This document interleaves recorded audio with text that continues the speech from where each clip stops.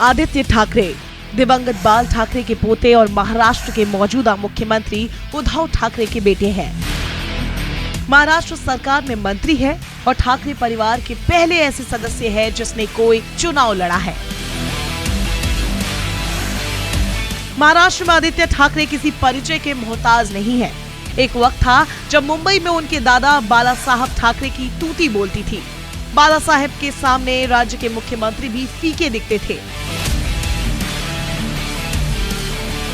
मुझे ये बताइए, निश्चित स्वरूप से उनका रास्ता क्या है? कभी एक बात, कभी एक बात, इन लोगों की एक बात, मेरी तो एक ही बात होती है, कभी ना बदल सकता, कभी नहीं बदलता। आदित्य ठाकरे परिवार की तीसरी पीढ़ी का नेतृत्व करते हैं। अपने दादा की तरह उनका भी साहित्य से लगाव है। आदित्य भी कविता लिखते हैं।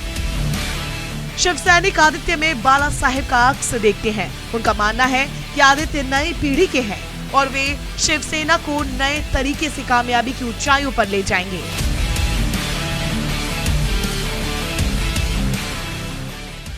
बाला साहब, अभी आपने कहा कि मैं अपने कार्ड्स खुले करता हूँ। इसी में एक सवाल आता है कि आपके कार्ड्स खोलने पर कि आपका उत्तराधिकारी कौन होगा बाला साहब? नहीं, ये सवाल है, सभी को पूछो ना, मुझसे मेरे पीछे गलत है सब लोग। इतनी जल्दी क्या है? जो मुझे करना है मैं कर रहा हूँ, ताकि जो करनी होगी कोई आने वाला है आएगा। मैं किसी को नहीं बिठाऊंगा। मेरे घर की बात करे तो इसमें कोई लायक हो और नाकामयाब हो, जनता देखेगी, लोग देखेंगे। मैं क्यों फिक्र करूं? 13 जून 1990 को जन्मे आदित्य ठाकरे ने अपनी प्रारंभिक शिक्षा बॉम्बे स्कॉटिश स्कूल से की है। सेंट जेवियर्स कॉलेज मुंबई से उन्होंने इतिहास में बीए किया। 2015 में कानून में एलएलबी की और उसके बाद शिवसेना के लिए किसी सक्रिय कार्यकर्ता की तरह काम करने लगे। पढ़ाई के दौरान अंग्रेजी में एक कविता संग्रह my thought in black and white लिखा था। इसके अलावा आदित्य की साहित्य में भी रुचि है। उनके लिखे गीतों का एक एल्बम उम्मीद भी लॉन्च हो चुका है, जिसमें सुनिधि चौहान, सुरेश वाडेकर, कैलाश खेर और शंकर महादेवन ने आवाज दिए हैं।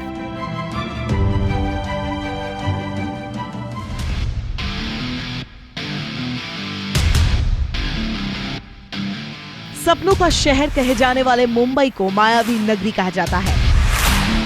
कई बार आदित्य ठाकरे का भी नाम इस दुनिया से जोड़ा गया। वैसे भी ठाकरे परिवार से बॉलीवुड की नजदीकी कोई नई बात नहीं है। आदित्य कभी दिशा पटानी के साथ दिखते हैं तो कभी अक्षय कुमार के साथ। वो बॉलीवुड की पार्टियों में भी नजर आते हैं। मुंबई में नाइट लाइफ के पैरोकार हैं और सबसे खास बात यह है कि वो युवाओं से संवाद बनाए रखते हैं।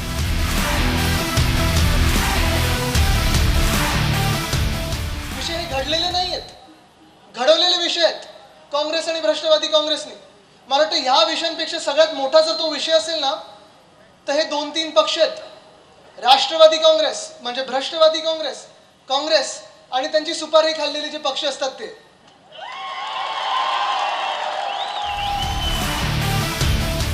आदित्य ठाकरे राजनीति में यूं तो नए हैं, लेकिन कुछ मुद्दों पर उनके फैसलों ने उन्हें महाराष्ट्र के युवाओं के बीच काफी चर्चित बना दिया है। खासकर मुंबई में आरए के समर्थन में दिए उनके बयान की सबने प्रशंसा की है। तब आदित्य ठाकरे ने मुंबई में आरए के जंगल के पेड़ों के काटान का विरोध किया था। जिस तरह से मुंबई मेट्रो 3 के नाम पर पेड़ों को धूर्तता से काटा जा रहा है, वो शर्मनाक और गलत है। ये कैसा रहेगा अगर इन अधिकारियों की नियुक्ति पाकिस्तान अधिकृत कश्मीर में कर दी जाए और वो पेड़ों की जगह आतंकी शिविरों को तबाह करे। शिवसेना के स्थानीय सदस्यों ने पेड़ों के काटे जाने का विरोध किया है। जिस तरह से वहाँ पुलिस मौजूद है, मुंबई मेट्रो 3 वो सब कुछ तबाह कर रही है, जिसे भारत ने संयुक्त राष्ट्र में कहा है ये कोई आधार ही नहीं बनता केंद्र सरकार का मिनिस्ट्री ऑफ क्लाइमेट चेंज अस्तित्व में रहे या प्लास्टिक पॉल्यूशन पर बोले। मुंबई मेट्रो 3 अविवेकपूर्ण तरीके से क्षेत्र के इकोसिस्टम को तबाह कर रही है। ज्यादातर कार्यक्रम में गमछा और पगड़ी पहनने वाले आदित्य ठाकरे अक्सर अपना भाषण बेबाक अंदाज में देते हैं। बहुत कम लोगों को पता है कि आदित्य ठाकरे कभी भी लिखा हुआ भाषण नहीं पढ़ते। जमीनी स्तर के नेताओं के साथ खुद को जोड़ने के साथ साथ राष्ट्रीय और क्षेत्रीय मुद्दों पर खुलकर बोलने का अंदाज ही उन्हें शिवसेना में सबसे अलग करता है। आप पर हमला करते हुए कहा है कि ठाकरे में अब परिवारवाद देखने को मिला है, पिता मुख्यमंत्री है तो बेटा मंत्री बनने चला है। क्या चल रहा है महाराष्ट्र में? देखिए, वो परिवारवाद बोले या वाद बोले, वो वादों में इंटरेस्टेड है। हम वादे करते उनमें इंटरेस्टेड है, हम वाद नहीं करते किसी से, वादे करते हैं, वादे पूरे करते हैं। तो आज मैं विपक्ष पे बोलूँगा नहीं। आज से हमारी ये जिम्मेदारी है कि काम करे जनता के, झगड़ों में ना जाए, काम करते हैं। 53 साल के शिवसेना के इतिहास में ठाकरे परिवार की तरफ से किसी भी सदस्य ने चुनाव नहीं लड़ा था। 2014 में राज ठाकरे के चुनाव लड़ने की संभावना बनी थी, लेकिन उन्होंने चुनाव नहीं लड़ा था। आदित्य ठाकरे मुंबई के वर्ली से विधानसभा चुनाव जीतकर विधानसभा पहुंचे। वर्ली शिवसेना का गढ़ माना जाता है, फिर भी ये चुनाव लड़ने की हिम्मत करना इतना आसान नहीं रहा होगा। लेकिन आदित्य ने चुनाव लड़ने का फैसला किया और ये साबित किया कि वो आगे भी कोई जोखिम लेने से पीछे नहीं हटेंगे। आदित्य ठाकरे धारदार अंग्रेजी और मराठी बोलते हैं। उनके हिंदी बोलने के पीछे एक दिलचस्प कहानी है। दरअसल सक्रिय राजनीति में आने से पहले उन्होंने हिंदी सीखी है। आदित्य ठाकरे की मां रश्मि ठाकरे की इच्छा थी कि आदित्य अंग्रेजी की तरह हिंदी भी बोले। विनय दुबे नाम के टीचर उन्हें हिंदी का ट्यूशन देने के लिए घर आया करते थे। अपनी हिंदी को सुधारने के लिए आदित्य ठाकरे ने हरिवंश राय बच्चन, जयशंकर प्रसाद और सुमित्रा नंदन पंत सहित कई कवियों को पढ़ा है। अपनी मां के कारण आदित्य ठाकरे आज बेबाक हिंदी बोलते हैं। बचत गटांचा जो प्रश्न आला, मागच्या वर्षी देखील महावीमच्या सगळ्या बचत गटांनी आपल्यासाठी 11 लाख पिशव्या वाटलेल्या आहेत. तसंच यंदा पण आपण साधारण 5 कोटी त्यांना देऊन आपण तेवढ्या बचत गटाच्या कापडी पिशव्या या वापरते. कदाचित कागदी पिशव्या ह्या बरोबर ठरणार नाहीत, कारण पुन्हा एकदा त्या वितळतात, पाण्यात खराब होतात. जर काही वजनदार वस्तू आणायची असेल तर आपल्याला कापडी पिशव्याची गरजेचं आहे. ऐसा नहीं है कि आदित्य ठाकरे सीधे राजनीति में आ गए। राजनीति में आने से पहले उन्होंने संगठन में काफी काम किया है। खासकर राज्य के युवाओं को पार्टी से जोड़ने में उन्होंने अहम भूमिका निभाई है। 2009 के विधानसभा चुनाव में ही आदित्य ने पार्टी के लिए चुनाव प्रचार करना शुरू कर दिया था। शिवसेना की यूथ ब्रिगेड युवा सेना को मजबूत किया। राजनीतिक पारी शुरू करने से पहले जन आशीर्वाद यात्रा के जरिए जनता के बीच गए, उनसे संवाद की और उनकी समस्याओं को जाना।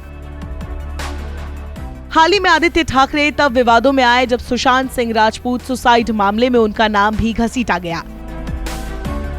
सोशल मीडिया पर आदित्य ठाकरे की खूब आलोचना की गई, उन्हें ट्रोल किया गया।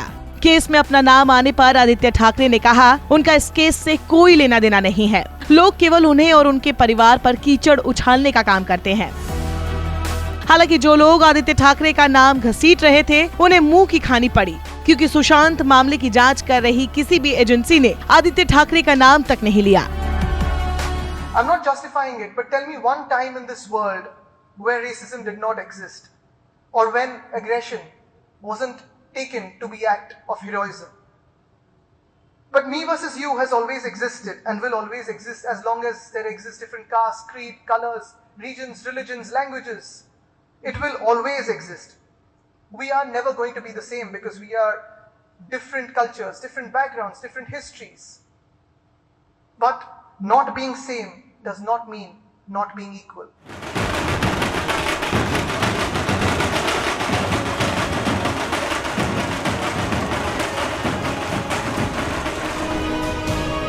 शिवसेना का इतिहास देखें तो इस पार्टी ने हमेशा भावनाओं की राजनीति की है, चाहे हिंदुत्व का मुद्दा हो या मराठी मानुष का। लेकिन अब शिवसेना में एक बदलाव दिख रहा है। जानकार कहते हैं इस बदलाव के सूत्रधार आदित्य ठाकरे ही है।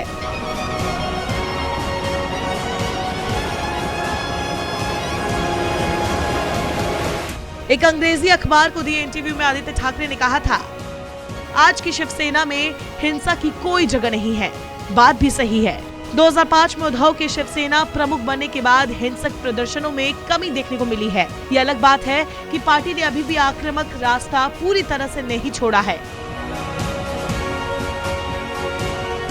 ठाकरे विरासत को संभालने की जिम्मेवारी अब आदित्य ठाकरे की है और हर कोई उनकी तरफ देख रहा है। जब बाला साहब ने उद्धव को कमान सौंपी थी तो हर कोई यही कहता था कि उद्धव में वो बात नहीं जो बाला साहब में थी, वो शिवसेना नहीं संभाल पाएंगे। लेकिन उद्धव ने सबको गलत साबित किया। उद्धव ने बड़ी शांति से ये साबित कर दिया कि बाला साहब के असली उत्तराधिकारी वही थे। आदित्य ठाकरे उद्धव के बेटे हैं, एक तरह से शिवसेना के उत्तराधिकारी भी। इसलिए हाथ से ताज मिलने से पहले खुद को साबित भी करना होगा जैसे उनके पिता ने किया है।